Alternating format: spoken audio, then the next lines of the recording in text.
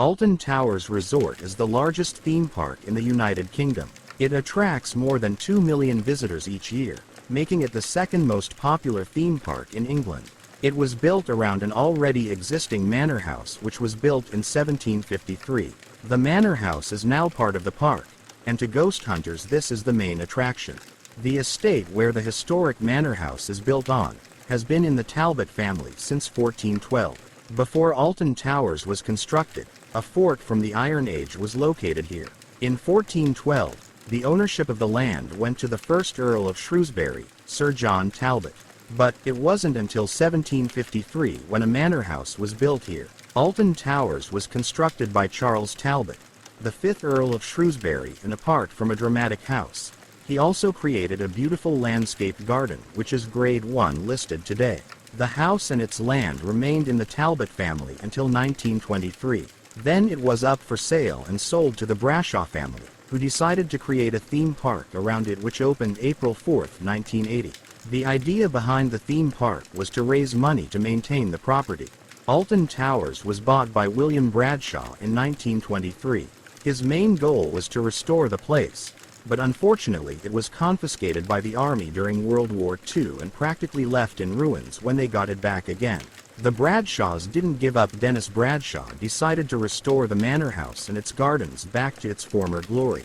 But Alton Towers is built on the site of many ancient settlements, including an old monastery. The family and staff members have experienced strange phenomena they cannot explain. Is Alton Towers haunted? Let's find out.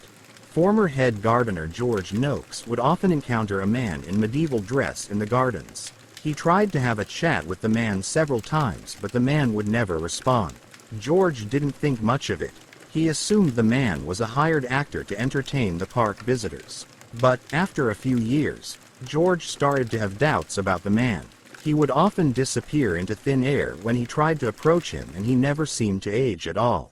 George is now convinced the man was a ghost.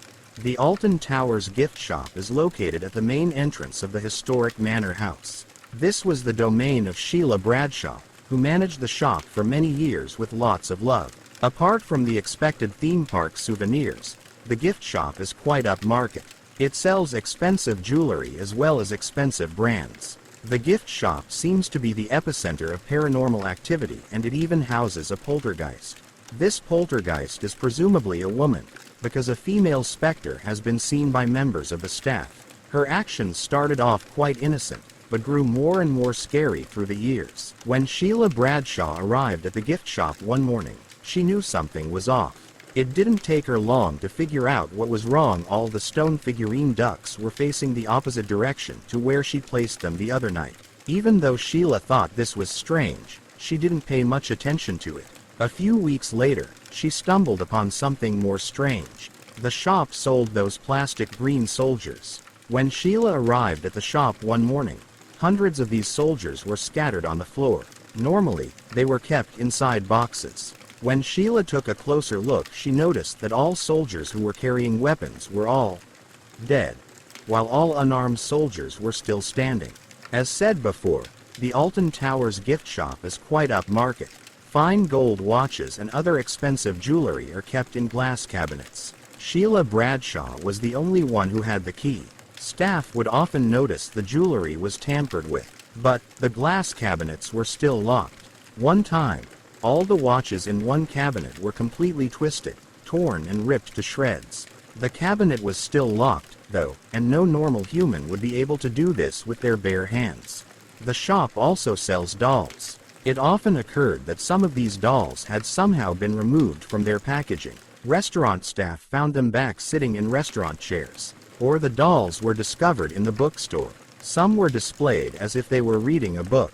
Jewelry would also sometimes disappear from the locked cabinets and would be found back draped on the dolls, as if they had been playing dressing up. Strange things would happen in the bookshop as well. On some mornings, staff would find torn pages scattered on the floor. One really strange thing happened to Nigel Harris one day. When he arrived at the bookshop one morning, he discovered small pieces of paper on his desk.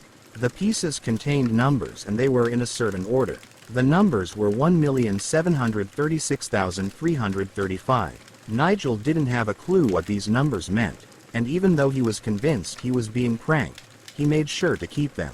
Later, Nigel moved to Tenerife. One day, he witnessed a horrible plane crash at the old airport in the north of the country.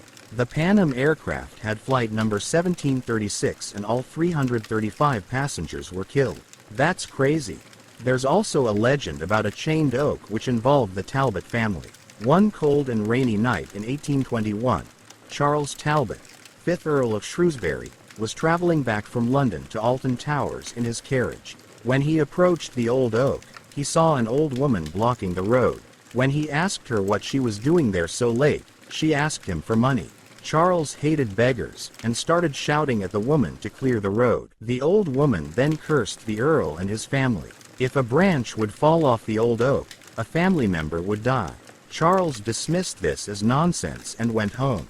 That night, the storm raged over the land, and one of the major tree branches broke off. The next morning, Charles got word that one of his family members had suddenly died. Later, a riding accident killed another family member. And guess what? A branch had fallen off the previous day. The branches are now kept together by a large chain.